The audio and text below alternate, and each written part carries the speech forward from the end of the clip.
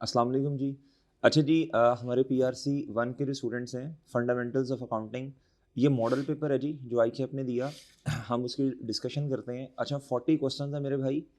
एक question 20 marks के हैं और एक क्वेश्चन पार्टनरशिप में से 4 नंबर का है। ठीक है जी, ये 24 मार्क्स हो गए। इसके अलावा 38 क्वेश्चन हैं जो कि पर क्वेश्चन 2 मार्क्स। ठीक है मेरे भाई, ये 100 मार्क्स हमारे पूरे हो गए। अच्छा, हम कोशिश करेंगे, चूँकि आपके जो हैं एग्ज़ाम्स वो बहुत करीब आ चुके हैं, तो हम इस डिस्कशन को ज़्यादा फैलाएँ ना। इसे समराइज़ फॉर्म में जो है ना वो आप तक पहुँचा दें इंशाल्लाह। जी, अच्छा जी, हमारे ऑनलाइन के स्टूडेंट्स आपके पोर्टल पे इंशाल्लाह ये अटैच हो जाएगी। फिज़िकल वाले जो हैं, आपके जो है ना वो ग्रुप्स में इंशाल्लाह इसका लिंक आ जाएगा। कहता which of the following statement is correct regarding selection of FIFO और एवरेज मेथड। अच्छा जी, आपको पता होगा जी, जो फाइफो है, अगर इन्फ्लेशन हो रहा, ये देखिए ना लिखा हुआ है राइजिंग, प्राइजेज राइजिंग, यानी चीज़ें जो है ना वो इन्फ्लेशन की तरफ जा रही हैं, महंगी हो रही हैं। तो फाइफो के अंदर जो क्लोथिंग स्टॉक है ना वो ज़्यादा होता है, और हमें पता है क्लोथिंग स्टॉक का जो रिलेशन है वो डायरेक्ट रिलेशन है प्रॉफिट के साथ। ठीक है जी, तो ये जो डेल्टा ऑप्शन है ना, अगर हम इस्तेमाल करेंगे एवरेज मेथड, इससे ना मोर एक्यूरेट प्रॉफिट आएगा। ठीक है, जो फाइफो है ना, अगर डिफ्लेशन हो तो क्लोथिंग स्टॉक कम करता है, और मेरे भाई अगर इन्फ्लेशन है तो क्लोथिंग स्टॉक ज़्यादा करता है, जिसकी वजह से प्रॉफिट ज़्यादा या कम होता है। तो ये जो एवरेज मेथड है ना, इससे क्या उसका नाम है ज़्यादा बेहतर प्रॉफिट आता है। तो delta D, which two of the following included in the cost of N inventory. Normal wastage जो होती है ये कॉस्ट का पार्ट है। फिक्स मैन्युफैक्चरिंग ओवरहेड्स, ये वैसे chapter number 8 accounting for manufacturing जब जब हमारे सिलेबस में था तो बहुत वजाहत के साथ ये पढ़ाया जाता था। अब खैर ये आना नहीं चाहिए था इधर, लेकिन बहरहाल मैन्युफैक्चरिंग का मतलब है चीज़ को बनाने का खर्च, मैन्युफैक्चरिंग का मतलब है चीज़ को बनाना, ओवरहेड्स का मतलब है इनडायरेक्ट, फिक्स का मतलब है जी फिक्स, वो खर्चे जो फिक्स हैं, और क्या उसका नाम है वो इनडायरेक्ट है लेकिन चीज़ को बनाने के लिए ज़रूरी है। ठीक है, तो ये भी चीज़ की कॉस्ट का पार्ट बनेंगे। उम्मीद है बात समझ गए हैं। मिसाल के तौर पे अगर आप चीज़ों को खुद बना रहे हैं, इस कमरे के अंदर बना रहे हैं, तो इस कमरे का जो बिजली का बिल है, यूटिलिटीज़, या मेरे प्यारे भाई जो रेंट है, ये कॉस्ट का पार्ट बनेगा इन्वेंट्री की। तो ये दो चीज़ें जी, रिकवरेबल टैक्स या सेलिंग कॉस्ट तो नहीं बनता, आपको पता है। अच्छा जी, ये ना उसमें इसमें वो पूछ रहा है, ये 3 आइटम्स हैं और आपने डेप्रिसिएशन बतानी है। रिड्यूसिंग बैलेंस मेथड है आरबीएम, और 10% जो है मेरे चांद ये रेट है डेप्रिसिएशन का। ये जो पहले एसेट बच्चों हमने खरीदा, ये ज़रा लेंथी क्वेश्चन है। इतना लेंथी क्वेश्चन खैर पेपर में आना तो नहीं चाहिए 2 नंबर का। बहरहाल प्यारे भाई, ये फर्स्ट एंड 0 पे एसेट लिया हमने हमने तो 31 दिसंबर 2 की जो है ना वो डेप्रिसिएशन बतानी है। ये 300 आ गया बच्चों इस पहले साल की। दूसरे साल में इसका एक शॉर्ट तरीका भी हो सकता है बच्चों, 300 10% से रिड्यूसिंग बैलेंस मेथड है, तो डेप्रिसिएशन ने डिक्रीज होना अगले साल। तो 300 मल्टीप्लाई बाय 90 करें फिर भी यही जवाब आएगा, 270 मल्टीप्लाई बाय 90 करें तो यही जवाब आएगा। तो ये आ गया बच्चों। अच्छा, इधर प्यारे भाई, एसेट जो हमने खरीदा वो 1 अप्रैल पे खरीदा, जो मशीन बी है, तो ये 150 है जी। अच्छा, ये देख लेना कैलकुलेशन में कोई एरर ना हो। अगले साल, अब इस पे 150 मल्टीप्लाई बाय 90 ना कीजिएगा, ये 9 महीने का खर्च है, ये 9 महीने का एक्सपेंस है, ये पूरे साल का आएगा। तो वन ये, तो भाई हमारे वाले साल का ये है, हमने सिर्फ अपने साल का बताना है। ठीक है, depreciation charge for the year अपने साल का बताना है, 2002 का। जो तीसरी मशीन है बच्चों, वो 6 महीने की डेप्रिसिएशन उस पे आनी है, तो भाई वो बनेगी 200 की। ठीक है, तो आप तीनों को ऐड कीजिएगा, 628 आपका जो है वो जवाब आएगा। अच्छा जी, आगे जी, कहता जी कौन सा मेथड ऐसा है, एसिड अगर आइडल पड़ा रहे, जैसे आपका आप माशाल्लाह वेले पड़े हैं आजकल, हालांकि पेपर नज़दीक आ गए हैं जी, तो कौन सा मेथड है जिसमें डेप्रिसिएशन एक्सपेंस निल होगा, तो वो यूनिट्स ऑफ प्रोडक्शन मेथड है ना। ये तो पेपर में एक दफ़ा इस तरह भी इसने पूछा हुआ, विच of the following method violets the law of depreciation, तो यूनिट्स ऑफ प्रोडक्शन होगा ये। अच्छा, इसमें ना उसने सम ऑफ डिजिट जो है ना उसके मुताबिक उसने क्या पूछा, कैरिंग अमाउंट। कैरिंग अमाउंट उसने पूछी है 1 जुलाई 2000 पे एसेट लिया, और 2 साल गुजरने के बाद उसने, एक तो एक गुजरा होगा, ये इधर 1 साल पूरा हुआ, इधर 2 साल, कहता है इससे ऑनवर्ड्स, यानी कैरिंग वैल्यू आपने बतानी है, यानी अभी 3 साल पड़े हैं ना, तो सम ऑफ डिजिट आपको याद होगा, चांद cost minus residual value divided by sum of digit multiply by. ठीक है जी, अगर 5वां साल होगा बच्चों, सॉरी अगर पहला साल है तो आपने 5 से मल्टीप्लाई करना है, और अगर दूसरा साल है तो ऐसे रिवर्स एक एक माइनस करते जाना है। इधर फॉर्मूला है मल्टीप्लाई बाय रिमेनिंग लाइफ, तो हर साल पहली दफ़ा मल्टीप्लाई करेंगे तो 5 से फिर 4 फिर 3 फिर 2 1, 5 से मल्टीप्लाई कर दिया होगा, 4 से भी कर दिया होगा। ये तो प्यारे दोस्तों, ये इस तरह करेंगे ना, ये क्यूमुलेटेड डेप्रिसिएशन आएगी, ये डेप्रिशिएट हो चुके हैं। अब क्या उसका नाम है, उसने कैरिंग वैल्यू पूछी है, बची कितनी है, तो ये बच ये गई ना 3 2 1 टोटल 15 है, जिसमें से ये दो सम ऑफ डिजिट ये हैं, जिसमें से 9 जो है ना वो डेप्रिशिएट हो चुके हैं। सम ऑफ डिजिट के पॉइंट ऑफ व्यू से मैं समझा रहा हूँ। पहली दफ़ा डेप्रिशिएट किया होगा तो इससे मल्टीप्लाई किया, दूसरी दफ़ा किया होगा दूसरे साल तो इससे किया होगा। अब ये तो डेप्रिशिएट हो गए ना, तो पीछे ये बचे, ये तीनों जो है ना 3 + 2 + 1 ये 6 बने, तो 15 डिवाइडेड बाई 15 मल्टीप्लाई बाई 6, तो ये आ जाएगा आपकी कैरिंग वैल्यू। उम्मीद है बात समझ गए। अगर क्यूमुलेटेड डेप्रिसिएशन पूछी होती चांद, तो ये फिर दोनों को ऐड करते 5 + 4 को। कहता जी which of the following cost incurred by the building contractor can not be included as a part of cost of the building. ये जो डिज़ाइन है ना, ये इनिशियल डिज़ाइन एरर्स, ये तो आपको पता है, ये लॉसेस जो है ना कभी भी एसेट की कॉस्ट का पार्ट नहीं बनते। उसके बाद एक प्रोपोर्शन, ये जनरल एडमिन, एक होता है साइट ओवरहेड्स, वो तो कॉस्ट का पार्ट बनते हैं। जैसे मैंने अभी आपको एग्जांपल दी थी वो इन्वेंट्री के लिए, उसी को बिल्डिंग की एग्जांपल समझ लें। अब आप बिल्डिंग बना रहे हैं, तो भाई ये जो जनरल एडमिन है ना, जिस तरह मिसाल के तौर पर बिल्डिंग इधर बन रही है, तो कुछ खर्चे ऐसे होते हैं जो होने ही होने हैं, ठीक है जी। बिल्डिंग इधर बन रही है, इस सारे ऑफिस का जो रेंट का खर्चा वगैरह ये वो, तो भाई ये तो कभी भी एसेट की कॉस्ट का पार्ट नहीं बनता, तो ये अल्फा और चार्ली जो है ना ये नहीं बनेंगे। सीमेंट आयरन ये तो जारी सी बात है मटेरियल है। हायर का मतलब किराए पे लेना, प्लांट एंड मशीनरी, लेकिन इस्तेमाल कहाँ होनी है बच्चों, बिल्डिंग में, तो जारी सी बात है इसका जितना किराया ये एसेट की कॉस्ट का पार्ट ही बनेगा। Not permitted under IS2, LIFO नहीं है ना ये मॉडल, ये क्या उसका नाम है एसेट की कॉस्ट, ये कभी भी सॉरी ये परमिटेड मेथड नहीं है। ये 3 है, एक्चुअल कॉस्ट, फाइफो और वेटेड एवरेज।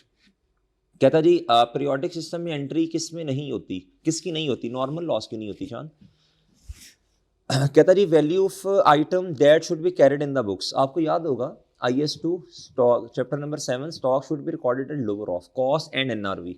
कॉस्ट कितनी है जी, 1800 का चीज़ें खरीदी, फ्रेट चार्जेस का मतलब है बच्चों उनको लेके आने का खर्चा, फ्रेट इन लेके आने का खर्चा, तो ये कॉस्ट बनी 1955। अच्छा जी, कहता the item can be sold at a margin. अब मार्जिन का मतलब क्या होता है जी, सेल 100% है, C + P = S, सेल 100 है मेरे प्यारे भाई, तो 15% क्या होगा, प्रॉफिट होगा, ठीक है। तो ये इक्वेशन बन गई आपकी। अच्छा, अब वो क्या कहते हैं, कहता जी इतने का बिकेगा आफ्टर इनकरिंग फ्रेट आउट, यानी कस्टमर तक चीज़ को पहुंचाना, डिलीवरी एंड पैकेजिंग कॉस्ट, ये बना टोटल बच्चों बना ये आपका 350, ठीक है जी। तो ये माइनस करेंगे तो ये 1950 आ गया। अब इन दोनों में से ये NRV है, ये रियलाइजेबल वैल्यू, ये उसका चीज़ को बेचने का खर्चा, एस्टिमेटेड सेलिंग प्राइस। तो भाई NRV कम है, तो NRV पे 1950 पे ये आपका ना जो है ना वो सॉरी हाँ NRV कम है, तो NRV पे चीज़ें रिकॉर्ड होंगी आपकी, ठीक है। अच्छा, ये तो हमारी किताब में भी है ये वाला एज इट इज़, ये 4 million can be currently obtained from disposal. Estimate लगाना होता है ना, आज के कल को एसेट जब बेचेंगे तो क्या उसका नाम है, कितनी अमाउंट उससे रिकवर करेंगे, कंडीशन, हालत, एज, सारा कुछ जो है ना वो सिमिलर होना चाहिए। विच टू ऑफ द फॉलोइंग, ये जो हमारी किताब में चैप्टर नंबर जो है प्रिपरेशन ऑफ फाइनेंशियल स्टेटमेंट में लिखा हुआ है, analysis of expense by nature, इसका मतलब है हर एक्सपेंस अपने अपने नाम से मेरे चांद आएगा।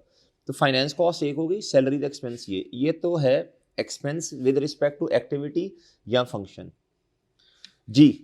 हाँ जी बच्चों, ये जो डिस्काउंट हमें मिलता है सप्लायर की तरफ से, इससे हम परचेजेस को कम करते हैं। ये purchase it is recognized in reduction as cost of purchase, बीटा सही है जी। प्रूडेंस कॉन्सेप्ट कहता है रिकॉर्डिंग पोटेंशियल एक्सपेंसेस, यानी प्रूडेंस कॉन्सेप्ट की एग्जांपल है डाउटफुल डेट, चैप्टर नंबर 5। और प्यारे दोस्तों NRV एडजस्टमेंट सही है, आप अपने स्टॉक को कम करो, अगर आपको लग रहा है कि कल को इतने का नहीं बेचा जाएगा तो कम कर दो, हालांकि ये अभी एस्टिमेट है फिर भी कम कर दो, ठीक है। प्रूडेंस कहता है ना asset and income should not be overstated, जो है आपको हेड अच्छे लगते हैं उनको ओवरस्टेट ना करो, जो हेड आपको अच्छे नहीं लगते यानी इनकम यानी एक्सपेंस एंड लाइबिलिटीज उनको अंडरस्टेट ना करो, ठीक है। तो भाई रिकॉर्डिंग पोटेंशियल एक्सपेंसेस, पोटेंशियल का मतलब है जो आगे होने वाले हैं, एस्टीमेट है, इसकी एग्जांपल है डाउटफुल डेट और प्यारे भाई NRV adjustment and not over estimating revenue. हाँ, और इनकम को आपने ओवर एस्टिमेट नहीं करना, तो डेल्टा बनेगा। कहता जी चेक डिसऑनर हो गया, कहता अब ये डिसऑनर जो है ना इसकी एंट्री कहाँ पे करेंगे, ये कैश बुक में करेंगे ना, cash book, adjusted cash book. अच्छा, बच्चे कहते हैं सर वैसे एरर जो होते हैं उनको जनरल जर्नल में नहीं रिकॉर्ड करते, जाके करते हैं जनरल जर्नल में, लेकिन प्यारे दोस्तों ये जो कैश बुक वाला है ना, ये previously deposited into the bank, ये कैश बुक ही बनेगी, इसके लिए कैश बुक में एडजस्ट करेंगे, ठीक है। अच्छा जी, कहता income rising from increase in an asset और decrease in the liability resulting in, ये किताब चैप्टर नंबर 1 की हमारी लाइन है। अगर आप पढ़ेंगे ना जाके उसमें अल्लाह भला करे आपको कैपिटल में, हाँ, या इनकम में जाके देखिएगा, एग्जाम टिप में ये लिखा होगा, increase in an equity other than contribution from income. Income का मतलब क्या है जी, इक्विटी बढ़ेगी लेकिन other than contribution from owner, वो तो फिर कैपिटल हो जाएगा ना, वो तो इनकम ना हुई। अगर ऑनर ने कंट्रीब्यूट कर दिया तो कैपिटल बढ़ेगा, लेकिन वो प्यारे दोस्तों वो तो फिर कैपिटल हो गया, इनकम थोड़ी हुई। Purchase laser is a part of, सारे जितने भी परचेज अकाउंट, जितने भी अकाउंट्स हैं ये नॉमिनल अकाउंट्स, सही है। एक होता है इंडिविजुअल, एक होता है मेन, जनरल, नॉमिनल, ये सारे जनरल लेजर का पार्ट होते हैं बच्चों, एक्सेप्ट रिसीवेबल के इंडिविजुअल अकाउंट्स और मेरे प्यारे भाई पेएबल के इंडिविजुअल अकाउंट्स। अच्छा प्यारे भाई, इसमें इसने पूछा seller expect to receive, seller कितना एक्सपेक्ट कर रहे हैं अगर बायर 12 अगस्त को पैसे दे दे, और कहता जी 3/10 का मतलब और n/20 का मतलब नॉर्मल क्रेडिट डेज आर 20, अगर कस्टमर जो है वो 10 डेज, नीचे वाले डेज होते हैं, 10 दिन में पैसे देगा तो 3% डिस्काउंट मिलेगा, ठीक है। कहता जी 4 अगस्त को हमने ये चीज़ें 125,000 की बेच दी, कहता 8 अगस्त को क्या हुआ, 25,000 की चीज़ें वापस आ गई, तो ये तो से रिटर्न है ना, तो भाई ये 1 लाख हो गया ना, अब उसने 1 लाख देना ना, अब उसने 125 थोड़ी देना है। How much should the seller be expect if the buyer pays on 12 August, अभी तो मेरा ख्याल है भाई 10 दिन पूरे नहीं हुए, उसने पहले ही पैसे दे दिए ना, 4 और 12 का कंपैरिजन कर लें तो फिर जारी सी बात है वो डिस्काउंट अवेल कर गया ना, तो अब वो 97% देगा प्यारे भाई, यानी 97,000 जो है ना वो रिसीव एक्सपेक्टेशन है कि इतना वो रिसीव करेगा जी। कहता which of the following are correct regarding trial balance, opening and closing stock should, कहता जी अपेयर इन ट्रायल, नहीं नहीं नहीं नहीं नहीं, पीरियोडिक है तो ओपनिंग स्टॉक आएगा, परपेचुअल है तो क्लोजिंग स्टॉक आएगा, ठीक है, तो ये गलत हो गया ना। रिटर्न इनवर्ड है डेबिट बैलेंस, से रिटर्न को कहते हैं, हाँ जी, ये सेल की नेचर क्रेडिट है, उसका कॉन्ट्रा है से रिटर्न, तो ये उसकी डेबिट नेचर है। Trial balance is not a book of prime entry, बिल्कुल ऐसे ही है, ये किताब में एमसीक्यूज भी है, टेस्ट में भी आया था। Every credit balance represents income, नहीं, कैपिटल भी तो क्रेडिट बैलेंस होगा ना, लाइबिलिटी भी क्रेडिट बैलेंस है, ठीक है, एक्सपेंस का कम होना भी क्रेडिट बैलेंस है बच्चों, तो ये गलत हो गया। कहता which of the following would be recorded in general journal, मतलब जनरल जर्नल में जो ऊपर वाली किताबें बुक्स ऑफ प्राइमेंट्री में हमने पढ़ी, sale day book, purchase day book, purchase return day book, उसके अलावा मेरे भाई purchase day book, purchase return day book, cash book, petty cash book, इनमें जो पहली 4 किताबें मैंने बोली ना, purchase day book, sale day book, sale return day book और परचेज रिटर्न डे बुक, इनमें उधार वाली कोर एक्टिविटी वाली जो आपकी चीज़ें हैं ना वो आ रही होती हैं, और कैश बुक में कैश की आनी जानी आती हैं। इसके अलावा बाकी फिर सारी चीज़ें जो है ना जनरल जर्नल में आप रिकॉर्ड करते हैं। इंक्रीज इन प्रोविजन, बिल्कुल, डाउटफुल डेट एक्सपेंस बढ़ जाएगा, और आपका रिसीव, आपका जो है अलाउंस जो है वो भी बढ़ जाएगा, एक्सपेंस बढ़ेगा, अलाउंस बढ़ेगा, अलाउंस बढ़ने की वजह से प्यारे भाई आपका रिसीवेबल का बैलेंस कम होगा। राइट ऑफ ट्रेड यानी ये बैड डेट की बात कर रहे हैं, ये भी इधर ही आएगा। रिसीट ये कैश बुक में आएगा, एडवांस रिसीट ये भी कैश बुक में आएगा, लक्ष्मी है ना प्यारे भाई। अच्छा, कहता है book keeping the process of interpreting financial transaction, नहीं इंटरप्रेट नहीं करते, ये तो जस्ट एक सिंपल रिकॉर्डिंग होती है, ये तो गलत हो गया, वो तो इधर आना interpretation. Accounting the process of recording, हाँ, अकाउंटिंग के अंदर बुक कीपिंग ऑटोमेटिकली कवर हो जाती है। क्लासीफाइंग, क्लासीफाई करना, summarizing the information and interpreting results, बिल्कुल ये सही है, सही है, ये पेज नंबर 1 पे डेफिनेशन लिखी हुई है इसकी, तो स्टेटमेंट 2 सही है। कहता जी how much amount will be reimburse, कितनी अमाउंट रीइंबर्स करनी है at the end of month, तो कितनी करते हैं बच्चों, जितने खर्चे हो जाते हैं वही डालती है ना उस डिब्बे के अंदर, वो अम्मा जी का पर्स जो होता है। हमारा एक सिस्टम होता है जी जिसे हम कहते हैं इम्प्रेस फ्लोट। अब प्यारे दोस्तों वो एक सिस्टम बना हुआ है, उस हमने ये कहा जी कि अकाउंटिंग पीरियड के एंड में हमने कहा जी 10,000 हमारे अम्मा जी के पर्स में हर टाइम होना चाहिए, जो हमने क्लास में अपनी एग्जांपल ली थी, अम्मा जी के पर्स में हर टाइम 10,000 होना चाहिए अपने घर के सिस्टम को चलाने के लिए। फिर इसको मैं लिंक कर दूंगा बिजनेस के साथ ना, तो बिजनेस को चलाने के लिए 10,000 हर टाइम हमारे टिन में कैश वाले डिब्बे में पड़ा होना चाहिए। काउंटिंग पीरियड के एंड तक हमने जो एक्सपेंस कर लिए वो कर लिए 3,000 की, अब हमारे पास 7,000 बचा हुआ है, तो जितना खर्चा कर लिया उतने की इनवॉइसेस जो है ना वो अम्मा जी के पर्स में या बिजनेस का ड्रॉ में पड़ी होंगी, उनको निकाल लेंगे और रिप्लेस कर देंगे कैश के साथ, ठीक है, उम्मीद है बात समझ गए। तो 3,000 का खर्चा हुआ, वही क्या उसका नाम है निकले पर्स से, और वही हमने काउंटिंग पीरियड जब अगला स्टार्ट होना है तो उस डिब्बे में 10,000 पूरा करना है, जितना निकला उतना डाल देंगे। हाँ, ऐसा हो सकता है बच्चों कि अब हमारा फ्लोट, हमारा इंप्रेस ही बढ़ गया, 10,000 से 12,000 हो गया, अब हमारे पास सिर्फ 7,000 पड़ा हुआ है, तो अब इस डिब्बे में कितना आएगा, 5,000 आएगा, ठीक है, ताकि वो 12,000 का जो इंक्रीज हुआ 2,000, 3,000 तो जितने से खर्चा हुआ वो था, 2,000 वो वाला प्यारे दोस्तों जितने से वो ये फ्लोट बढ़ गया। उम्मीद है बात समझ गए।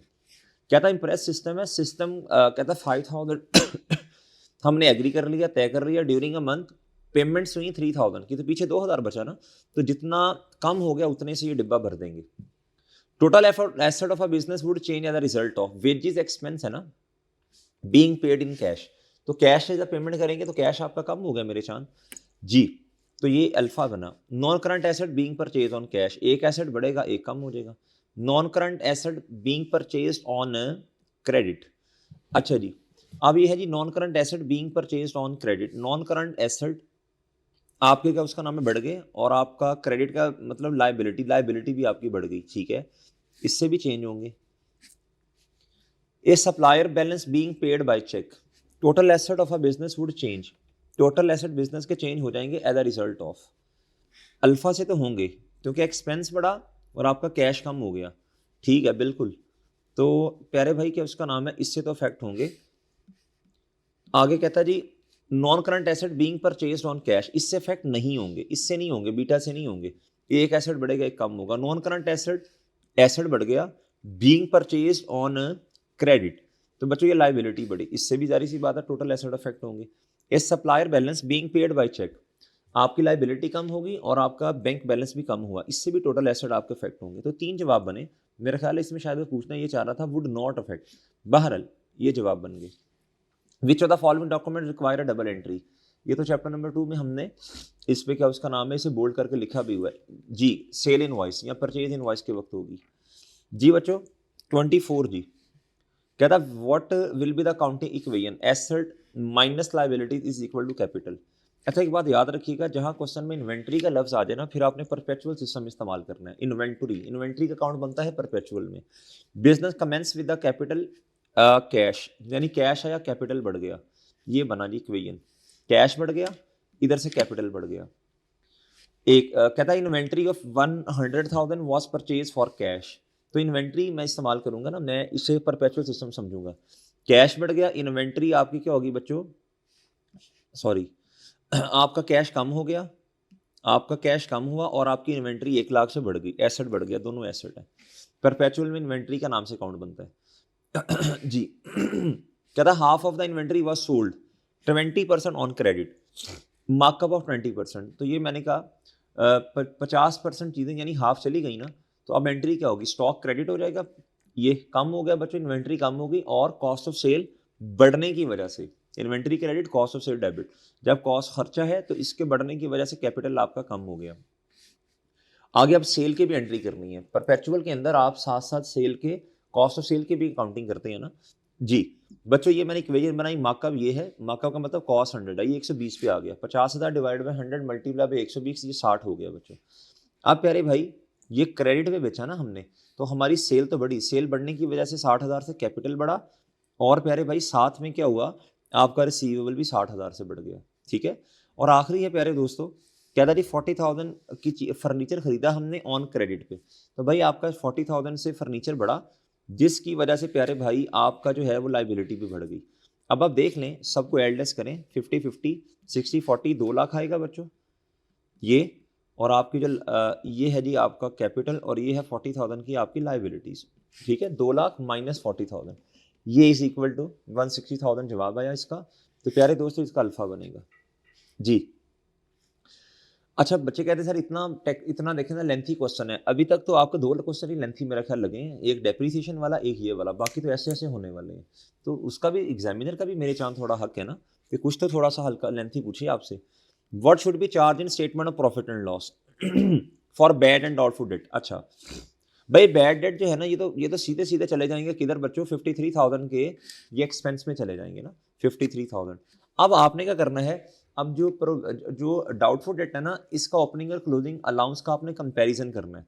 ओपनिंग और अलाउंस उसने आपको खुद दिया फर्स्ट 31 दिसंबर, ये इस पे 48,000, ठीक है, ये ओपनिंग अलाउंस है। अब आपने क्लोजिंग निकालना है, और एक चीज़ ख्याल करनी है आपने, जब क्लोजिंग अलाउंस की कैलकुलेशन करेंगे तो ये डाउटफुल डेट पे लगेगी amount, total debtors minus bad debt. अगर बैड डेट को उन्होंने माइनस खुद नहीं किया, हमें कैसे पता चलेगा कि बैड डेट को मेरे चांद उन्होंने माइनस किया या नहीं किया, भाई मेरे, अगर लफ्ज़ लिखा होगा क्वेश्चन में वॉल डिसाइडेड, ये चैप्टर नंबर 5 में हमने ये एक वो बॉक्स में एग्जाम टिप के नाम से इस तरह लिखा भी हुआ है।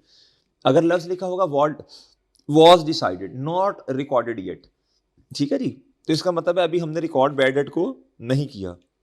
53,000 के ये हैं और टोटल डेटर्स हैं प्यारे दोस्तों साल के एंड पे 1085, ठीक है। तो 1085 टोटल हैं, इसमें से वॉट डिसाइडेड का लफ्ज़ है, यानी इसका मतलब है हमने अभी ये माइनस नहीं किया, ये बैड डेट, तो ये माइनस करें। अब आए डाउटफुल डेट आपके पास, अब इस पे 5% लगाएं, ये बनेगा 51,600। ओपनिंग पे अलाउंस इतना, शक इतना, क्लोजिंग पे इतना, तो ये आपका इंक्रीज इन अलाउंस है। इसमें ऐड कर दें तो टोटल एक्सपेंस आपका 56,600 बनेगा मेरे चांद, ठीक है। आगे 26 number question, what is the impact on net profit. जी, नॉर्मली क्लास में तो बहुत स्लो हम चल रहे होते हैं। मसला ये है कि अब एग्जाम में पेपर आपके बहुत थोड़े रह गए हैं, 2-3 दिन है, तो आपने जल्दी जल्दी इसको गो थ्रू करना है। A return inward 180, return inward की नेचर क्या होती है, से रिटर्न डेबिट, कहता है wrongly recorded as carriage inward, ये तो एरर ऑफ प्रिंसिपल है ना, आपने इनकम की कमी को एक्सपेंस रिकॉर्ड कर दिया। अच्छा है ये भी डेबिट, तो इसका ट्रायल पे कोई फर्क नहीं आना, डेबिट वाली चीज़ डेबिट पे आ गई ना, इससे भी प्रॉफिट कम ही होगा, इससे भी प्रॉफिट एक्सपेंस बढ़ने की वजह से भी कम ही होगा, तो नो इम्पैक्ट इस ट्रांजेक्शन का। एन एक्सपेंस 250 के wrongly debited to salaries account, ये भी एक्सपेंस है, ये भी एक्सपेंस है, ये ऊपर वाला एरर ऑफ प्रिंसिपल है, ये एरर ऑफ कमीशन है, एक एक्सपेंस की जगह दूसरे को बढ़ा दिया, लेकिन किया तो डेबिट ही ना, इसकी वजह से भी प्रॉफिट कम होगा, इसकी वजह से भी, तो प्रॉफिट पे कोई इम्पैक्ट नहीं आएगा, एरर है लेकिन प्रॉफिट पे इम्पैक्ट नहीं आएगा। कहता जी what is the balance on bank statement, the bank column of a cash book showed a, ये हमने पढ़ा था बुक्स प्राइम एंट्री में, ये क्या उसका नाम है, 1 column cash book, 2 column, 3 column, जी कहता क्रेडिट बैलेंस यानी नेगेटिव बैलेंस है। देयर वर अनप्रेजेंटेड चेक्स और bank statement showed bank charges 900 रुपए के which are not recorded in the cash book. प्यारे भाई असल में ये कैश बुक का बैलेंस गलत है, सही नहीं है, पहले इसको एडजस्ट करें, -8,000, ठीक है जी, अनएडजस्टेड, इसको मजीद आपको कम करना पड़ेगा बैंक चार्जेस की वजह से, तो ये 8900 का नेगेटिव बैलेंस है बच्चों। बैंक से कैश बुक का बैलेंस अगर नेगेटिव होगा प्यारे भाई तो वो क्रेडिट बैलेंस होगा। अब आपने बैंक स्टेटमेंट का असल में बैलेंस निकालना है, तो इस फॉर्मेट में अनप्रेजेंटेड ऐड करते हैं, तो ये आपका 6400 आ जाएगा बैंक स्टेटमेंट का बैलेंस। अच्छा और बच्चों ये नेगेटिव में आएगा, ठीक है। अच्छा जी ओवरड्राफ्ट, अच्छा जी ये देखना नेगेटिव है, बैंक स्टेटमेंट का बैलेंस नेगेटिव हो तो डेबिट होता है, कैश बुक का नेगेटिव हो तो चांद ये होता है क्रेडिट। कहता जी what is the correct year end adjustment for advance salary, कहता early determines at year end salaries paid during the year, इसके अंदर इंक्लूड है 10,000 इन एडवांस, एडवांस में पे कर दिया। अब जो एडवांस में पे किया वो तो प्री पेड है, तो एक्सपेंस चैप्टर नंबर 4 याद करें ना, प्री पेड एक्सपेंस, एसेट को बढ़ा दें प्री पेड को और सैलरी एक्सपेंस को कम कर दें, ये बनेगा बच्चों आपका डेल्टा। आगे कहता what is the total allowance, इसमें उसने ये नहीं पूछा कि एक्सपेंस में कितना जाना, टोटल अलाउंस पूछा, क्लोजिंग कितना है। कहता जी टोटल डेटर्स हैं इतने बिफोर मेकिंग फॉलोइंग एडजस्टमेंट 785 के, इट वॉट डिसाइडेड, तो भाई जब आप अलाउंस लगाएंगे तो सबसे पहले तो इसको माइनस करेंगे ना, इसको, तो आपके पास अब ये आ गए टोटल डेटर्स। अब आपको याद होगा अलाउंस दो तरह का होता है, एक है मेरे चांस स्पेसिफिक, एक है प्यारे दोस्तों क्या जनरल। जब आप अलाउंस लगाएंगे तो आपने उसमें से गुड डाउटफुल पे अलाउंस लगाना है, ये पेपर में आ सकता है, अलाउंस किस पे लगेगा, हमेशा डाउटफुल पे लगेगा, गुड पे नहीं लगेगा, गुड डेटर्स पे नहीं लगेगा, बैड पे भी नहीं लगेगा। तो गुड डेटर तो क्वेश्चन में नॉर्मली हम बताता नहीं है, तो बैड अगर माइनस नहीं किए, ये 785 के अंदर बैड डेट शामिल है, इसे माइनस करें, अब भाई 765,000, ठीक है बच्चों। अच्छा कहता जी इसमें एक डेटर ऐसा है जिस पे स्पेसिफिक अलाउंस लगाना 80% का, जो कि क्या उसका नाम है 75,000 की अमाउंट है जिससे रिसीवेबल, उस पर 80% लगेगा, बाकी जो बचा उस पर 5% लगेगा, तो टोटल अमाउंट 765 है, 75,000 पे 80% लगाएंगे मेरे चांस 60,000 बनेगा, बाकी जो बैलेंसिंग है ये 690 बना ना जनरल, इस पे अलाउंस लगेगा 5%, तो ये इतना आया, दोनों को ऐड करें 94,500 का टोटल अलाउंस बना, ठीक है। इस तरह के क्वेश्चन हमारी किताब में है, हमने इसकी प्रैक्टिस भी की है जी। Allowance for doubtful debt opening, इसको तो आपने वैसे ही इग्नोर करना है, ठीक है, तो ये आपका जवाब है। हाँ अगर वो कहता है इंक्रीज इन अलाउंस कितना है, तो टोटल अलाउंस इतना आ गया भाई, और ओपनिंग में कितना था अलाउंस प्यारे भाई, ये था 31,000, तो फिर आपने इन दोनों का कंपैरिजन करके जो रिमेनिंग था वो फिर आपने कहना था ये इंक्रीज इन अलाउंस है, इससे एक्सपेंस बढ़ेगा, और एसेट कम होगा। अलाउंस भी बढ़ेगा, जिस एक्सपेंस बढ़ेगा डाउटफुल वाला जो कि सेलिंग में जाएगा, सेलिंग एक्सपेंस में, और आपका प्यारे दोस्तों अलाउंस बढ़ने की वजह से एसेट रिसीवेबल कम होगा। At what amount the suspense account would be created, कहता जी बिफोर करेक्शन, कहता बताएं इस वक्त सस्पेंस अकाउंट कितने से आ रहा होगा। Payment of 5000 to supplier as a credit to his account, entry होनी थी बच्चों जब आपने पेमेंट कर दी पेएबल डेबिट कैश क्रेडिट, लेकिन कहता जी कैश तो क्रेडिट किया लेकिन उसने पेएबल को भी क्रेडिट कर दिया ना। अब देखें दो चीजें क्रेडिट पे आएंगी तो ये सस्पेंस ही आएगा ना इधर डेबिट साइड पे, ये फिर एंड पे जाके जब ट्रायल मैच नहीं होगा तो ये सस्पेंस होगा ना 10,000 रुपए का। आगे कहता है return outward of 400, return outward का मतलब है purchase return, wrongly debited to return inward. आप देखो ना भाई मसला क्या बना, रिटर्न आउटवर्ड की एंट्री होती है purchase return credit payable debit, जिसके बारे में खामोशी है, पेएबल तो सही रिकॉर्ड किया लेकिन परचेज रिटर्न क्रेडिट करने की बजाय से रिटर्न को डेबिट कर दिया। अब सस्पेंस आएगा, अब क्रेडिट साइड पे ये, ठीक है, ट्रायल मैच नहीं करेगा ना तो मैंने इधर ही लिख दिया सस्पेंस।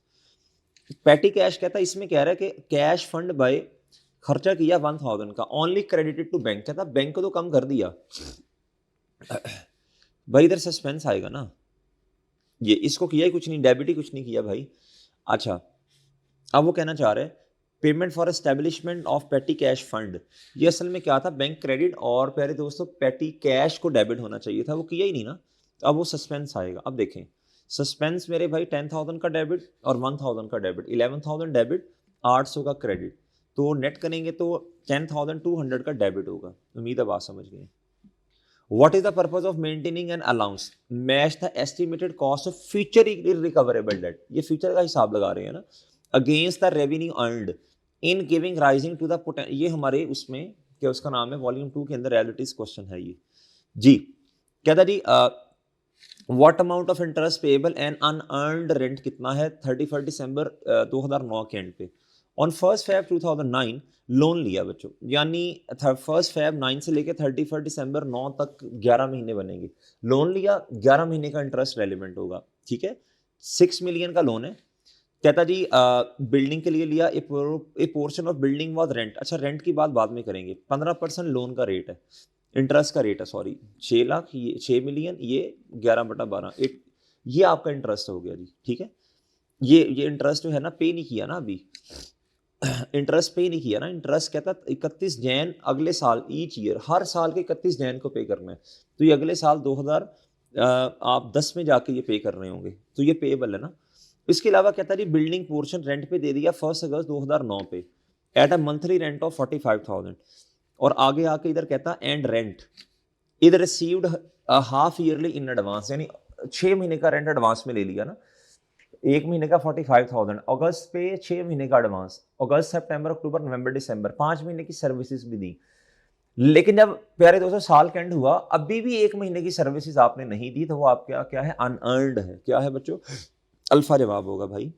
अच्छा interest expense of 100 has been wrongly debited to stationery, ये एरर ऑफ कमीशन है, लेकिन बच्चों बिला वजह स्टेशनरी एक्सपेंस को क्या कर दिया भाई, बढ़ा दिया, उसे कम करें और इंटरेस्ट को रिकॉर्ड करें 100 से, ठीक है, ये तो आसान था। Treating revenue expense as a capital, error of principle है, एक्सपेंस को एसेट यानी हेड ही चेंज कर दिया ना, तो ये प्यारे दोस्तों क्या है, error of principle. For reconciling bank balance unpresented cheques, अगर तो balance as per adjusted cash book starting point है तो अनप्रेजेंटेड ऐड होते हैं, सही है, अगर balance as per bank statement ऊपर है तो अनप्रेजेंटेड लेस होते हैं बच्चों, उम्मीद है ये बात समझ गए होंगे आप। Deducted from balance of bank statement और एडेड ये। अच्छा जी ये क्वेश्चन भी एज इट इज हमारी किताब में है, ये वाला, ये तो लाइन लिखी हुई है ना किताब के अंदर हमने, ये तो किताब में है वैसे ही वॉल्यूम 2 में है। कहता जी 30 जून पे बिल था आया, बिल कहता लेकिन हमने 10 जुलाई अगली दफा जाके पे किया, 30 जून पे एंट्री करेंगे यूटिलिटीज एक्सपेंस डेबिट और बिल पेएबल क्रेडिट, और जब पेमेंट कर देंगे तो प्यारे भाई 10 जुलाई आप कहेंगे लाइबिलिटी डेबिट और कैश क्रेडिट, ठीक है, तो उसने 10 जुलाई की एंट्री पूछी थी बच्चों, पेमेंट भी रिकॉर्डेड ना, पेमेंट तो जारी सी बात है करेंगे तो लाइबिलिटी कम हो जाएगी और आपका कैश जो है ना वो भी कम हो जाएगा। अच्छा जी अब प्यारे भाई आगे आए क्वेश्चन नंबर 37 पे आए, क्वेश्चन नंबर 37 पे आके आपने देखना है बच्चों जी, अच्छा क्वेश्चन नंबर 37 पे आके देखना है, ये चैप्टर नंबर 4 वाली बातें वो हमने बॉक्स में लिखी हुई है ना, अगर अगर ओपनिंग ज़्यादा है, क्लोजिंग ज़्यादा, इसमें हमने पेट फॉर्मेट बनाया हुआ था, जो ज़्यादा है उसको 15 रख लो, ठीक है, अकाउंट में उसको 15 रख लो ना, और ओपनिंग को क्या रख लो मेरे भाई, आप 10 रख लो, ठीक है।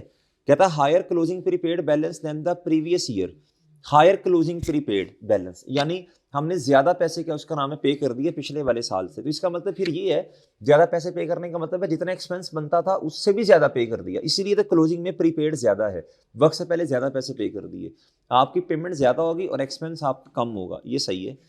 Higher closing accrued income, accrued income closing में ज्यादा है, यानी रिसीवेबल ज्यादा है, यानी लोग पैसे नहीं दे रहे, जितनी आपने सर्विसेज दी उस लेवल के पैसे अभी तक आपके पास नहीं आए।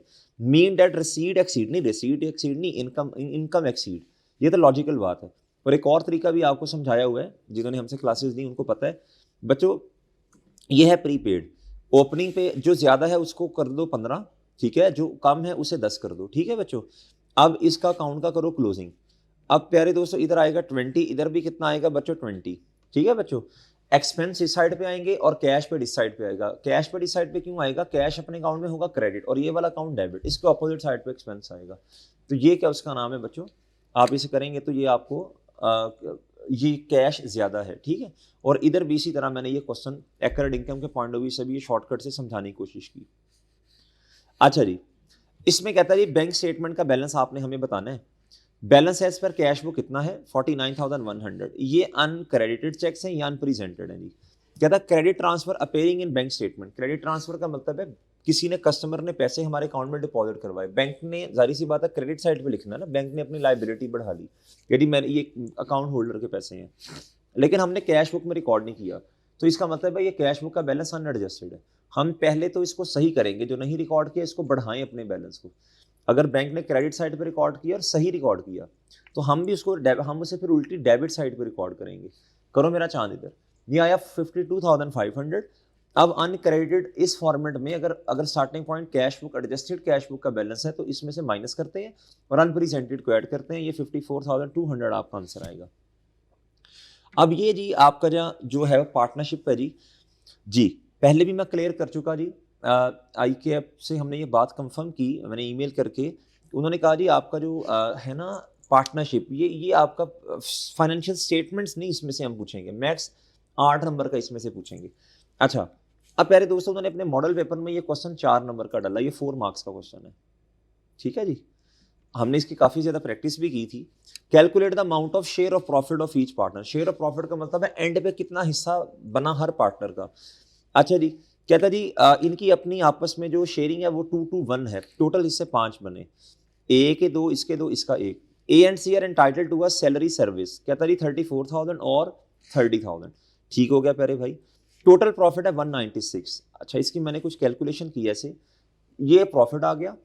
अब ए की सैलरी है ये, इसका हिस्सा बढ़ गया, इसका हिस्सा सी का भी बढ़ गया, ओवरऑल हिस्सा कम हो गया ना, अब शेयरिंग वाला हिस्सा कम हो गया जी। अब आगे आए, कहता जी इंटरेस्ट ऑन कैपिटल इज 5%, जिस पार्टनर ने जितने पैसे इन्वेस्ट किए उसका उसको 5% मिलेगा। अच्छा बच्चों, अब आप इधर आए प्यारे भाई, इधर आके आपको ये पता चलेगा, ये क्वेश्चन ही मेरा ख्याल पूरा नहीं है, इधर ये क्वेश्चन में इधर मिसिंग है, 1 मिनट, हाँ ये ना असल में कॉपी पेस्टिंग में गलती हुई है, ये ऊपर है बच्चों, ये कैपिटल ए ने इतना इन्वेस्ट किया, इसने इतना, इसका 5% हिस्सा बना इनका, ठीक है जी। तो ये उस पर इंटरेस्ट लेंगे, जिस तरह अपॉर्चुनिटी कॉस्ट नहीं होती है, मैंने समझाया था आपको, अगर किसी और जगह इन्वेस्ट करते तो इनको ये हिस्सा मिलता, तो ये अपना अपना हिस्सा इनका बढ़ गया, ओवरऑल हिस्सा कम हो गया। अब ड्राइंग्स पे ना 7% है, अब ये ड्राइंग्स मेरे भाई दी हैं उन्होंने, ये ड्राइंग्स है, हर किसी ने इतना इतना विड्रॉ किया। अब ये मैंने आपको समझाया था जी, जो जितना विड्रॉ करेगा जारी सी बात है उसको फिर उतना शेयरिंग के अंदर हिस्सा कम भी तो दिया जाएगा ना जी। ये प्यारे दोस्तों हर एक पे मैंने 7% लगाया। अब बच्चों जब ड्राइंग्स है, अब ये क्या उसका नाम है, ये उल्टा है, सही है, ये पॉजिटिव से नहीं, ये उल्टा लिखना है, ठीक है। ये तो एक आप ये समझ लें कि सजा है ये, कि आपने विड्रॉ किया, अब ये आपने पार्टनरशिप के अकाउंट में पैसे डालने हैं, ये इस तरह समझ लें आप इसे। ये 11,900 से हिस्सा बढ़ गया। अब एंड पे आए ना प्यारे दोस्तों, तो बटने वाला हिस्सा बना ये, ठीक है बच्चों, उम्मीद है बात समझ गए। टोटल ये दोनों माइनस होंगे, ये ऐड होगा, टोटल हिस्सा बना 97,900। अब बच्चों अब आपने शेयर करना है जी, 97,900 डिवाइड बाय 5, इसके 2 हिस्से, इसके भी 2, इन दोनों का सेम आ जाएगा, और इसका एक हिस्सा था, मल्टीप्लाई बाय 1, तो ये। तो अब सबको ऐड कर लें, इसको ऐड करें, इसको माइनस करें, इसको ऐड करें, टोटल बना 80360। एक ये माइनस करें, ये ऐड करें, उम्मीद है ये एंड पे जाके ये एंड वाला जो है ना, ये आपका जवाब है। ठीक है, चले अब बच्चों एक क्वेश्चन हमारा रह गया, वो मैं अभी आपको सॉल्व करवाता हूँ जी। फाइनल अकाउंट का जो क्वेश्चन है, जिससे आज जो 20 नंबर का क्वेश्चन है बच्चों, इधर आए। हमारा जो तरीका होता है बच्चों, हम सबसे पहले क्या करते हैं, हम ना सोल्यूशन देख के हम फॉर्मेट बनाते हैं, सोल्यूशन देख के फॉर्मेट बनाते हैं। सोल्यूशन देख के फॉर्मेट बनाने का मतलब क्या प्यारे भाई, ये आपको याद है, हम ये सोल्यूशन देख के फॉर्मेट बनाते हैं। ये सोल्यूशन आपको बना बनाया आएगा पेपर में। हमने revenue, cost of sale, GP का कोई नंबर नहीं, आप चेक कर सकते हैं, इसको लिखने की जरूरत नहीं। Selling, distribution, admin, other income, financial charges, ये हमने सोल्यूशन देख के फॉर्मेट बना लिया। Property, plant and equipment, inventory, फलां ये वो, ये सारा हमने सोल्यूशन देख के फॉर्मेट बनाया भाई पहले। ठीक है जी, उम्मीद है आपको वो याद होगा तरीका, जैसे हम क्वेश्चन सॉल्व करते हैं अपना। अच्छा प्यारे भाई, सोल्यूशन देख के फॉर्मेट बना, इधर आए जी, सोल्यूशन देख के फॉर्मेट बन गया बच्चों। ये पहला स्टेप होता है हमारा, ये मैंने सारा फॉर्मेट बना दिया, जिस जिस चीज़ के नंबर है मैंने वो लिख दी इधर सोल्यूशन देख के। फिर मैंने स्टार्टिंग पॉइंट्स बनाए, मैंने कहा प्रॉपर्टी, प्लांट एंड इक्विपमेंट एसओएफई में जाएगा, ये उसका कॉन्ट्रा माइनस करें उसमें से, ये opening inventory, cost of sale में, ट्रेड रिसीवेबल एसेट में जाएगा। ये मैंने सारा ना, मैंने एडवांसेस, ये वक्त से पहले आपने कोई पैसे दे दिए, कैश एंड बैंक, ये बच्चों मैंने सारा क्या किया, मैंने स्टार्टिंग पॉइंट्स बना दिए। ठीक है, हर एक के सामने ट्रायल में आने वाली चीज़ का एक इम्पैक्ट है, या तो प्रॉफिट एंड लॉस में आएगी मेरे चांद, या एसओएफपी में आएगी। ठीक है, या हमने बहुत डिटेल में मेरे चांद ये बातें की थी। ये हमारी एक टेक्निक है, हम फाइनल अकाउंट के क्वेश्चन को ऐसे सॉल्व करते हैं। हम वैसे सॉल्व नहीं करते बच्चों, कैफ के अंदर इसको सॉल्व करवाते हैं हम डिफरेंट तरीके से। इधर तो भाई फॉर्मेट बना बनाया आएगा ना, तो इस तरह फिर ये रफ वर्किंग में आप सारा काम कर लेंगे। स्टार्टिंग पॉइंट्स बनाएंगे, जिस तरह मिसाल देता हूँ, जिन बच्चों ने हमसे नहीं पढ़ा उनके लिए 32,500 ये कॉन्ट्रा है ना, ये एक्यूमुलेटेड डेप्रिसिएशन, ये एसेट को कम करती है। तो मैं इधर आया मेरे चांद, मैंने आके स्टार्टिंग पॉइंट ये बनाया, इसको मैंने कम कर दिया। ठीक है, आगे उन्होंने मुझे दी इन्वेंटरी, ये कॉस्ट ऑफ सेल में जाएगी, ये मैंने इधर लिख दी बच्चों। ठीक है, ये रिसीवेबल दिया, ये मैंने रिसीवेबल जाके कहाँ लिख दिया, ये मैंने ट्रेड रिसीवेबल में लिख दिया। इस तरह मैंने सारे स्टार्टिंग पॉइंट्स बनाए। अब आप इधर आए, पहले आसान चीज़ करने हैं, ये अल्फा छोड़ दें। कहता pre payment include fire insurance, 300 rupees in 1000 में क्वेश्चन है, ऊपर 30 कॉमेंट है। Paid for honours premises the policy, ये तो रेलिवेंट हो गया ना, पॉलिसी देखनी नहीं है, ये सारा का ये तो ऑनर का, ये तो ड्राइंग्स है बच्चों, ऑनर के घर के काम, ऑनर के पर्सनल एक्सपेंस। आप एंट्री करेंगे drawing debit pre payment credit. Pre payment जो इधर आ रही है ना प्यारे भाई, आप उसमें से ये लेस कर देंगे -300, और ड्राइंग में जाके ये 300 ऐड कर देंगे। उम्मीद है बात समझ गए हैं। ठीक है, अच्छा अब आप इधर आ जाए बेशक सोल्यूशन पे, अब आपको मैं इधर से भी दिखा देता हूँ बच्चों। अब आप इधर आए प्यारे भाई, अब आप आए ये प्री पेमेंट पे आए, प्री पेमेंट पे ये देखें ना, ये आपने 300 इधर से कम किया 480, और साथ साथ इसको भी करते जाए ना, इधर मैंने 300 ऐड कर दिया ये। ठीक है जी, ये मेरा जवाब आ गया बच्चों, मेरे 2 नंबर आ गए, बस इतना सा काम है फाइनल अकाउंट में मेरे चांद। अच्छा उम्मीद है बात समझ रहे हैं जैसे आपको समझाया जा रहा है। आगे आओ प्यारे भाई, अगली ट्रांजेक्शन क्या है। कहता जी on 1 June a machine was given at a quarterly rent. Quarterly rent का मतलब क्या है प्यारे दोस्तों, क्वार्टरली रेंट का मतलब है जी एक महीना, ये 3 महीनों का रेंट है, एक महीने का 125 बनेगा। कहता जी रिसीवेबल इन एडवांस, हमने तो एडवांस में ले लिया बच्चों रेंट ये। अच्छा अब देखें जरा प्यारे दोस्तों, 1 जून पे मशीन रेंट पे दी थी, तो 7 महीने का रेंट कितना बनेगा 875। ठीक है, लेकिन अगर आप ट्रायल में जाएं तो आप, इन्होंने रिकॉर्ड किया है 1125। ठीक है, ये 250 से ज्यादा रिकॉर्ड किए हुए। अब वो है मसला क्या है ये सुन लें। कहता जी ऑन 1 जैन हम तो क्वार्टर यानी 3 महीने का एडवांस रेंट लेते हैं, यानी जून पे, जून जुलाई अगस्त का, फिर सितंबर अक्टूबर नवंबर, फिर दिसंबर पे आके दिसंबर जैन और फैब, जैन और फैब अगले साल के। अब आपने दिसंबर में अब दिसंबर का भी रेंट लिया और अगले 2 महीनों का भी लिया।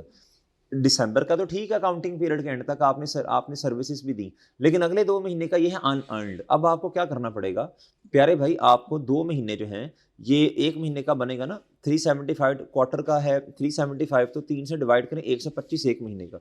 2 महीने का क्या बनेगा, आपको इनकम कम करनी पड़ेगी और अनअर्न्ड इनकम बढ़ानी पड़ेगी। उम्मीद है बात समझ गए। ठीक है, ये इनकम में जाके माइनस कीजिएगा, और ये अनअर्न्ड इनकम लाइबिलिटीज में उन्होंने नहीं लिखा हुआ, तो अदर पेबल में जाके कहीं ऐड कर दीजिएगा। ठीक है, आगे कहता है advance represent 3 month advance salary. Advance जो आ रहा है ना 240 का, कहता जी वो ट्रायल में, कहता है वो 3 महीने की एडवांस सैलरी है, कब दी थी 1 नवंबर पे, तो एक महीने की कितनी बनी भाई 80। तो नवंबर और दिसंबर 2 महीने गुजर भी गए, अभी भी 1 महीने का आपके पास क्या प्यारे दोस्तों, आपने प्रीपेड में 1 महीना लेके जाना है। आप सैलरी एक्सपेंस कम कीजिएगा एडमिन में जाके, ये आपको पता है कौन सा खर्चा कहाँ कहाँ आना है, ठीक है। तो ये एंट्री आप करेंगे 1 महीने से प्यारे भाई आप इसकी एंट्री कर देंगे, प्रीपेड सैलरी 1 महीने से ये प्री और बच्चों सैलरी एक्सपेंस आपका ये आपका कम हो जाएगा, ठीक है, ये एडमिन में जाएगा सैलरी। आगे कहता था लोन वॉज एक्वायर्ड ऑन 1 जुलाई, ठीक है, 1 जुलाई 2001, यानी 6 महीने का इंटरेस्ट हमसे रेलिवेंट है ना। कहता है and the entire principal along with interest, कहता है इंटरेस्ट भी और जितनी प्रिंसिपल का मतलब टोटल अमाउंट, कहता है सारा का सारा 30 नवंबर 2002 यानी अगले साल में पे करेंगे, यानी 30 नवंबर अगला साल खत्म होने से 1 महीना पहले। तो ये आपकी करंट लाइबिलिटी है, उन्होंने खैर करंट में ही लिखा हुआ है।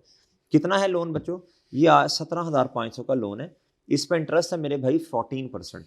तो 6 महीने का इंटरेस्ट हमसे रेलिवेंट है, हमने तो इंटरेस्ट भी पे नहीं किया, लोन भी पे नहीं किया, तो वो लाइबिलिटी है 6 महीने की।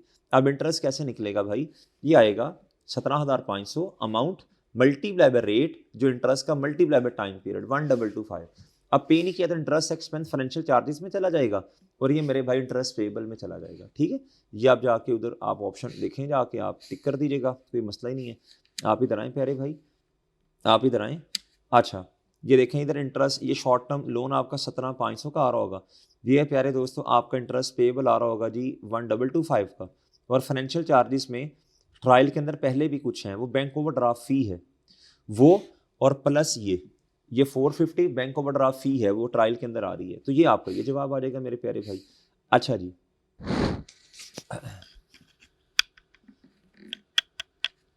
लो जी, ये भी हो गया प्यारे भाई आपका। अब आप आएँ जी इधर, अब कहता है डेप्रीसिएशन ऑफ पीपी, कहता है चार्ज 10% स्ट्रेट लाइन मेथड, और कहता है depreciation should be equally divided between distribution and admin. हम तो वैसे डेप्रीसिएशन को एडमिन में रिकॉर्ड करते हैं, वो कहता है जी आपने हाफ हाफ करना है डिस्ट्रीब्यूशन में और एडमिन में। अच्छा जी ठीक है, डेप्रीसिएशन आप देखें कॉस्ट है ना, कॉस्ट चेक कर लीजिएगा, वो बनती है जी 32,500 समथिंग बनती है। ये इधर आए, स्ट्रेट लाइन मेथड में कॉस्ट पे रेट लगता है इस पे, अगर रिड्यूसिंग होता तो माइनस में ये कॉन्ट्रा करता 8750, फिर बुक वैल्यू आती। अब फॉर्मेट में अगर आप आएँ तो उसने एडमिन अलहदा दिया हुआ है, सेलिंग अलहदा और डिस्ट्रीब्यूशन अलहदा, कहता है इन दोनों में 50-50% ले जाएं, तो इन दोनों का अच्छा इससे तो आपका एसडी कम होना है ना, पीपी आपका कम हो जाएगा बच्चों 3250, और ये 3250 दोनों में डिस्ट्रीब्यूट होगा, एडमिन में और मेरे चांस सेल और डिस्ट्रीब्यूशन में, ठीक है। सेलिंग में ना ले जाइएगा, उसने डिस्ट्रीब्यूशन को और सेलिंग को अलग अलग रखा है। सर हमें कैसे पता चलेगा किस चीज़ को सेलिंग में लेके जाना, किसको डिस्ट्रीब्यूशन में, ये आपका काम नहीं है। नॉर्मली सेलिंग और डिस्ट्रीब्यूशन इकट्ठे होते हैं, ठीक है, सेल के खर्चे सेलिंग में जाएंगे, डिस्ट्रीब्यूशन में कुछ आना हुआ तो वो आपको बता देगा, ठीक है जी। आपने कमीशन वगैरह बैड एंड डाउटफुल डेट ये वो फलां, ये आपने सेलिंग में लेके जाने हैं। अच्छा क्या था, cash and bank include bank overdraft, इस तरह का हमने क्वेश्चन किया हुआ है, कैश एंड बैंक में लाइबिलिटी शामिल कर दी, हालांकि ये अलग होना चाहिए, इस तरह का क्वेश्चन हमारी किताब में है, हमने किया हुआ है, अमाउंट भी शायद यही थी पता नहीं। अच्छा अब सुनना, अब बच्चों कैश को बिला वजह कम किया, कैश को बढ़ा दोगे आप, ओवरड्राफ्ट देखो आपने नेट तो नहीं करना ना, ओवरड्राफ्ट है ना, लाइबिलिटी अलग रिकॉर्ड करो और कैश बैलेंस को अलग करो, ठीक है, कैश को बढ़ाओगे और बच्चों बैंक ओवरड्राफ्ट को भी बढ़ाओगे, ठीक है। अच्छा कैश का बैलेंस आपने कम रिकॉर्ड किया हुआ है। अब आने बच्चों ये वाली चीज़, कॉस्ट ऑफ क्लोजिंग इन्वेंट्री, कहता जी इन हैंड, कहता अमाउंटिंग टू रुपीज़ इतनी है, physical account revealed goods costing 950 were return by a customer, कहता ये कस्टमर की तरफ से चीज़ें उसने रिटर्न कर दी हैं, क्या कर दी हैं बच्चों, अच्छा 950 की। अब बच्चों स्टॉक के अंदर तो जारी सी बात है, वो जब चीज़ें आई होंगी तो वो स्टॉक के अंदर तो पड़ी होंगी, लेकिन आप इन्होंने परचेज रिटर्न की, सॉरी मादरत से रिटर्न की एंट्री नहीं की, तो उसकी एंट्री करनी पड़ेगी ना, रिसीवेबल ये सेल इतने की थी ना, तो सेल की एंट्री हमेशा सेल से होती है। जब चीज़ें वापस आई, पीरियोडिक सिस्टम है, तो बच्चों आपने चीज़ों को गिना, तो वो चीज़ें वापस आई, वो तो पड़ी हुई थी स्टॉक के अंदर, वो तो ठीक है, लेकिन से रिटर्न की एंट्री नहीं की आपने, से रिटर्न की, तो से रिटर्न की एंट्री सेल से होगी, सेल को कम कर देंगे, ठीक है जी, और रिसीवेबल को भी कम कर देंगे। उम्मीद है बात समझ गए हैं। आगे कहता है ये उधार पे थी तो इसलिए मैंने रिसीवेबल का लफ्ज इस्तेमाल किया। कहता है ये जो चीज़ें हैं ना ये अब आउट ऑफ फैशन हो गई हैं और ये 40% पे बिकेंगी ओरिजिनल सेलिंग प्राइस। अब आपको याद होगा हमने इस तरह का एक फॉर्मेट बनाया था 46,000, ये हमने कहा टोटल कॉस्ट लिख दी मैंने कहा गुड इतनी है और ये प्यारे दोस्तों डैमेज की कॉस्ट हमारे पास है, ये डैमेज की क्या है कॉस्ट है, ये डैमेज की कॉस्ट है। इस पे तो एनआरबी का कॉन्सेप्ट नहीं होता, ये तो आएंगे इतने पे ही 45350 पे। ये जो है ना ये अपनी जो सेलिंग प्राइस है उसका 40% पे बिकेंगे। ये एनआरवी है इसकी 520, ये लोअर है बच्चों। अब आपका स्टॉक है 45870 का, आप इस पे मेरे चांद रिकॉर्ड करोगे, क्लोथिंग स्टॉक इस पे रिकॉर्ड करोगे 45870। यही प्यारे दोस्तों आपके स्टॉक में नज़र आ रहा होगा बच्चों, उम्मीद है आप बात समझ गए हैं। इधर आएंगे, यही आपके स्टॉक में इन्वेंटरी में ये 45870, ये आपने इस तरह रिकॉर्ड कर देना। उम्मीद है बात समझ गए हैं, ठीक है। अच्छा, बाकी उम्मीद है जी आपको बातें समझ आ गई हैं। बस आखिरी नसीहत बच्चों, अपनी नींद पूरी करके जाइएगा पेपर में, ठीक है। कॉन्फिडेंस शेक नहीं करना, जो जो आपको करवाया है इंशाल्लाह आपने अच्छी तरह देख के जाना। जो नोट्स आपको बनवाए वो अच्छी तरह देख लेने हैं, और जो जनरल नोट्स हम किताब पे बनवाए ना, अच्छा, एग्जाम टिप्स आपने बहुत अच्छी तरह मेरे चांद पढ़ के जानी है। उसके बाद जो टेस्ट आपको दिए वॉल्यूम 2 की डिस्कशंस, वो आपने लाजमी देख के जानी है, ठीक है। ये कर लोगे इंशाल्लाह, अल्लाह ने चाहा तो इजीली आपका पेपर पास होगा। अगर कोई पेपर के अंदर आपको 2-3 क्वेश्चन तंग करने वाले आएंगे, ठीक है, तो आपने परेशान नहीं होना, बहुत आसान आसान भी होंगे, जितना समझ आया इंशाल्लाह आप कर देंगे। उसके अलावा प्यारे भाई, आपका वो जो फाइनल अकाउंट में 2-3 ट्रांजैक्शन अगर मुश्किल आ भी गई तो मसला नहीं है, जितना हुआ हम इंशाल्लाह कर लेंगे, ठीक है। बाकी कॉन्फिडेंस अपना हाई रखना इंशाल्लाह, अल्लाह ने चाहा तो इजीली पेपर पास होगा। बेस्ट ऑफ लक, अल्लाह आपको बहुत कामयाब करें। अस्सलाम वालेकुम।